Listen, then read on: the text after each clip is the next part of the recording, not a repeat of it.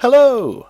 Oh, I'll tell you what, it's been weeks since I've reviewed something with an LCD screen so bad you can't see it on camera. Well, time to rectify that with probably the most obscure handheld I will ever hold in my greasy mitts. It is the Bit Corporation Gamate. Yes. As you can probably tell by looking at it, it was made to compete with Nintendo's all-conquering Game Boy. And as you can probably tell by the way you've never heard of it, it didn't do very well. In fact, I reviewed a device a while ago called the QuickShot/Watara Supervision, and that was a Game Boy alternative that didn't do very well, and this didn't sell anywhere near the number of units the Supervision did, so that's the kind of levels of non-success we're looking at here. Anyway, let's have a look at the unit, shall we? It's called the Gamate. Yes, one letter away from Gamete, which is not a great name. And yeah, it's not a great name at all, really. Presumably it's supposed to be a contraction of game and mate, but it just sounds like game number 8 or homosexual friend. It's not really the most marvellous name. Perhaps it's actually pronounced Gamate or something. I doubt it. I don't think there were any official adverts or anything released where you could actually hear anyone say it, so I'm going to go with Gamate. It was advertised, though. I can remember seeing adverts for it in the UK, where it was distributed by Cheetah, which was a company that made joysticks and had a logo of a cheetah. Don't know much else about that company, and I don't really care to. Okay, the unit itself then. Oh, I'd just like to point out, incidentally, that in China this was released under the name of Super Child Prodigy, which is probably the best name ever. Right, here's the unit then. It's got a dot matrix LCD. You can tell by the way they've written it in big letters above it. The resolution, incidentally, is 160 by 144, which is exactly the same as the Game Boy. How incredibly uninteresting. It's got a D-pad, it's yellow. I believe earlier versions had one which was sort of cross-shaped, and this one is plus-shaped. Marvellous.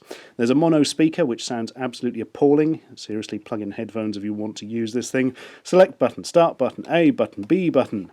On the top, contrast. An external connector, and yes, they did actually make something that plugged into it. You could connect two of them together and have multiplayer larks. Technically, of course, because nobody else ever had one. On the bottom, you've got volume, you've got headphones, and a slot for plugging it into the mains. So you don't have to put in the 4 AA batteries that are needed. Interesting thing, can you see the serial number there? You can actually decode it. The 91 is the year it was made, and the 088884 implies that this was the 8884th made in 1991. How exciting. Oh, this device complies with Part 15 of the FCC rules. That's good. This device may not cause harmful interference. This device must accept any interference received, including interference that may cause undesired operation. What, like somebody's aunt coming in and forcing somebody to perform surgery on somebody? I don't understand. Let's just turn it on, shall we? Are you ready? It's going to be really exciting, because there's no game in it yet. I might actually be able to get it in a position where you can see the screen, which is a rarity, because the screen is relatively clear, until things start moving. Spoiler. Well, that's what happens when you turn it on. From what I read somewhere, this apparently means that I have one of the later units with the good screen. I'd just like to point out those air quotes again. Good. I'd hate to see the bad screen. But I did read that on Wikipedia, actually, I think, so it could be a complete lie dreamt up by a cretin. Let's have a look at a game, shall we? Or at the very least, the physical thing the game resides on. It's like a card, look, very similar to the old Who cards that went into the, what was it called, the PC Engine. Or the Turbo Graphics, maybe, depending where you lived. This game is called Brick Blaster, and appears to feature a wolf in a weird contraption messing about with Tetris blocks or something. It's a very thin thing, it's a very long thing, it's got a very black part.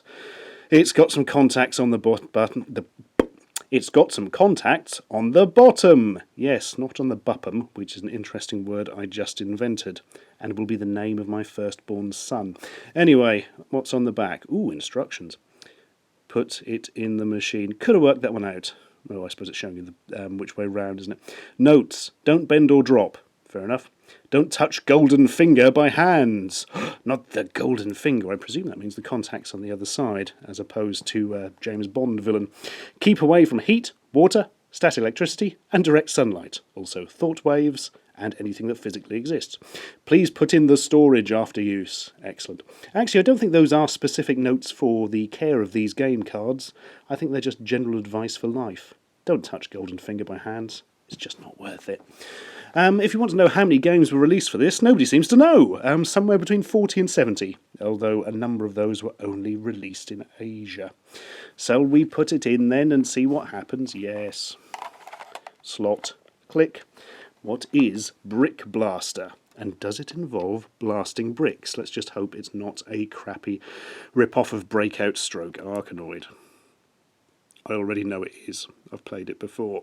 Are you ready? That looks a bit familiar to anybody who's played a Game Boy. Oh yeah, Brick Blaster. Let's turn that volume up.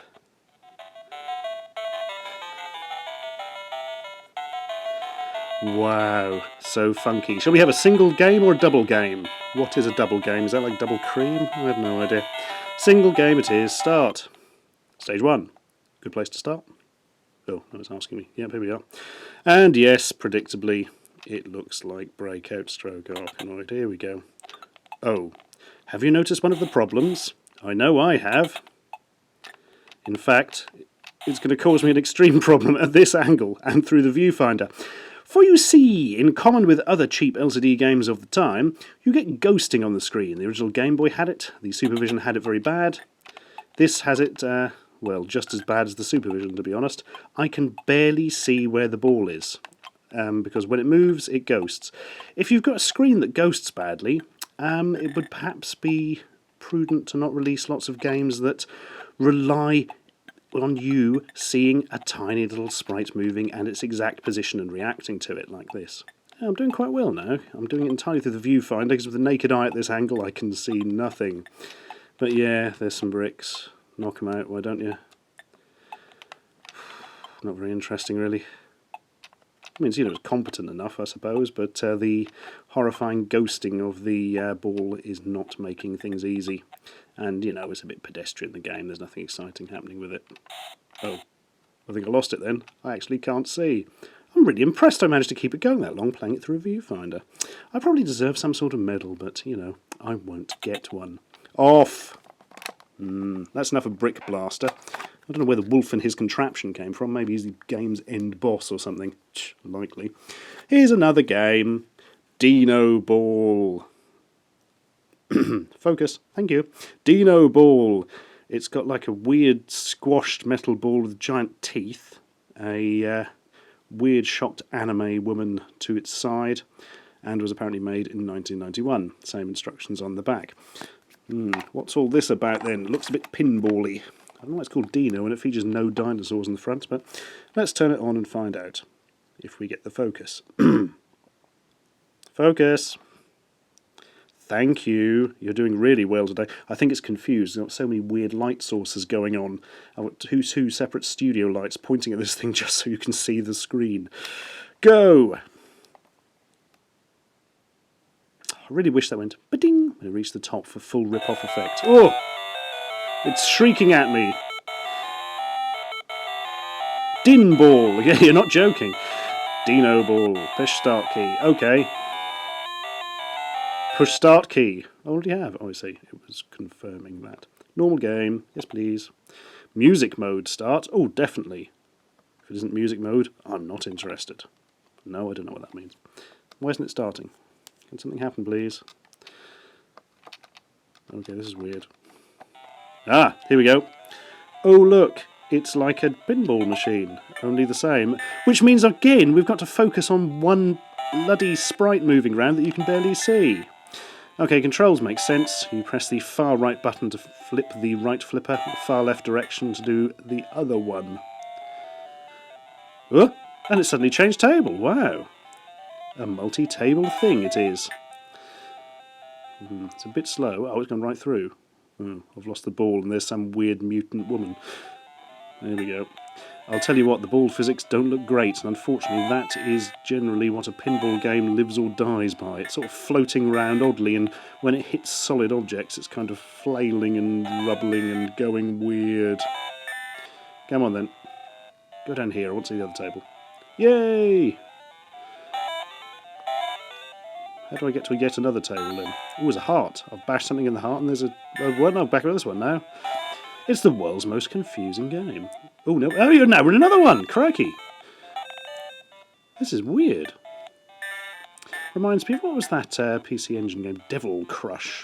Or Devil Crash, depending on version. I think it was an Alien version as well. Well, you're just sort of fighting against the physics and the fact you can barely see the ball, although it's a lot easier to see than the one from Brick Blaster there. Oh. Oh no, it's just spitting it out. So I can see yet another obscure tale. What happens if I drop it here? Oh, back to this one. Bored now! It's too slow and you can't really see what's going on, but for the time, not a terrible game. So there you be, that be the Gamate. I'm afraid I don't have any other games to show you because they are monstrously expensive. There's quite a lot on eBay, but they're all like 20 or 25 quid. It's not a bad machine by any stretch of the imagination, and the screen seems considerably better than Tiger Electronics' horrifying Gamecom, which was just so horrible it still makes my dreams weep. Yeah, I mean, it's going against the Game Boy, you can see how people would perhaps buy it if it was cheaper. I seem to remember the Cheetah adverts advertise it for £60, but I don't know if it was that much at the start or if that's an amount that came in later after a price reduction. I have absolutely no idea. That's a good voice. I'm going to use that the next time I buy a train ticket. So anyway, Gamate.